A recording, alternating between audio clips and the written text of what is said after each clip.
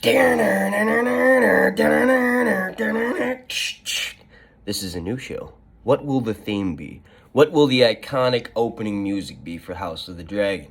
I'm not exactly sure, but I do know that Ramin Djawadi is the one composing the theme, and it's gonna be about fucking dragons. I think it's gonna be more terrifying than the original one. The original one gets optimistic halfway through, where it's like,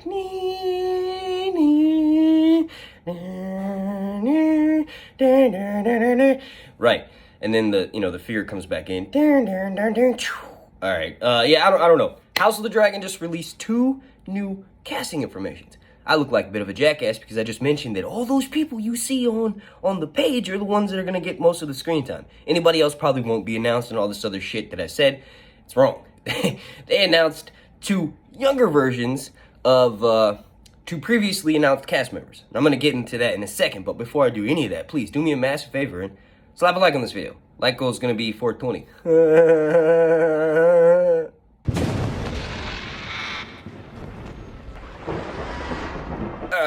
One of the things I forgot to say before I went to whatever the fuck I played after saying that, I'm not sure if you all know this, but if you do slap a like and you leave a comment down below and you subscribe, when you subscribe, you'll get notifications and alerts every time I drop a video throughout the Wait for House of the Dragon Season 1, or as it's known on this channel, the No Not.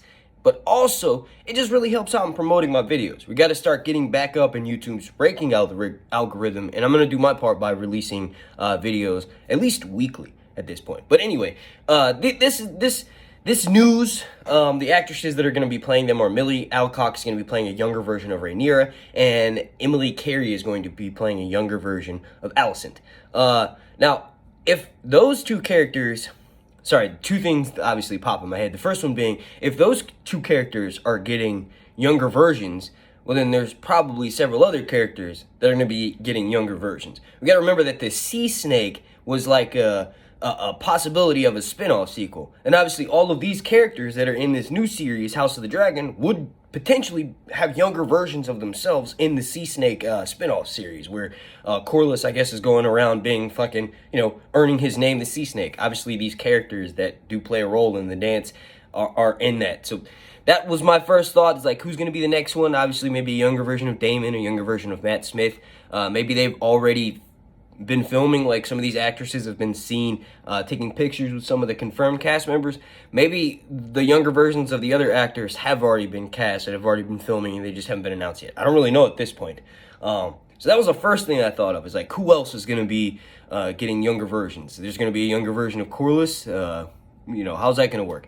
Matt Smith, obviously, Prince Daemon, there's got to be a younger version of him, because most of the key scenes that Alicent and Rhaenyra, the younger versions, are going to take part in, Daemon is at least a part of that. Viserys is at least a part of that. Maybe we'll even get to see King Jaehaerys at that meeting. Maybe that's the whole point of this first season, is that we have these 2 actresses playing series regular because they're in so many scenes together, and we get to see their tumultuous relationship from the early on, and then we'll still get constant flashbacks to the current timeline, which is still, 180 years before Game of Thrones. But maybe it'll work out something like that, where we'll get like equal amounts of screen time in certain episodes from the younger actresses. And maybe the opening scene will be with the younger actresses, and then we'll get a flash forward, and we'll just keep going back, and at least in this first season, and figuring out what happened in the past. That's one way to convey dialogue that Game of Thrones sort of strayed away from. Dan and Dave were not big fans of the flashback.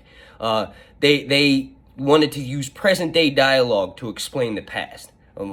Ryan Condal is... It seems like, at least with these being announced as series regulars for the first season, is doing the opposite of that. He's like, no, that's how you tell the past. You literally show the audience. It's a visual, sort of aesthetic kind of thing. They're watching a TV show. The dialogue doesn't always project what you want the audience to know about the past. So, it's pretty exciting. That was the second thing that I popped up, is like, holy shit, this show is going to be doing some massive fucking world building. It will be, maybe confusing for the average show watcher if it isn't done correctly, which I'm sure it will be, because this story, not Game of Thrones, but this story set in A Song of Ice and Fire, set in the Game of Thrones universe, works better for that timeline jumping. It takes place over such a long period, you can't really have everything happen on the show and not show anything from the past, because it'll feel forced rush in like every fucking line, the average show watcher is going to have to look it up and be like, hold up, what the fuck are they talking about that happened? This meeting? What the fuck happened at this meeting? Why is everybody referencing this meeting? And then bam! Ryan Condal's like, no, we got those scenes coming up.